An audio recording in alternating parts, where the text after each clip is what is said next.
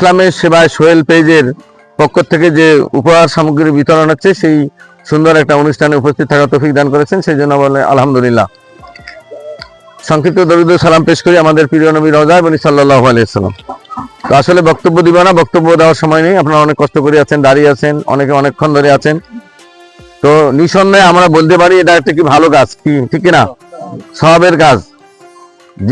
যিনি দিচ্ছেন, হ্যাঁ, যার পক্ষ থেকে আসছে তার জন্য আমরা কি খাস করে দোয়া করবো? কি করবো না? তাকে যেন আল্লাহ আরো তৌফিক দান করে, বেশি বেশি করে দেওয়ার, হতদরিদ্র মানুষের পাশে দাঁড়ার জন্য তৌফিক দান করে, কি ঠিক কিনা?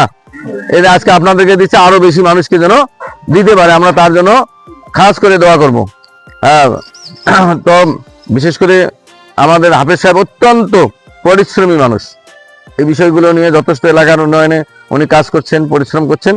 তো ওনাকে আমি ইউনিয়ন পরিষদের পক্ষ থেকে, হতদরিদ্র মানুষের পক্ষ থেকে, এই ইসলামের সেবায় সোহেল পেজ সহ সার্বিক মানে ব্যবস্থাপনায় হাফেজ খায়রুল ইসলামকে আপনাদের সকলের পক্ষ থেকে ধন্যবাদ, মোবারকবাদ জ্ঞাপন করছি। আর বক্তব্য দিব না, ঈদ উপহার বিতরণীর শুভ উদ্বোধন ঘোষণা করছি। ধন্যবাদ সবাইকে। আসসালামু আলাইকুম।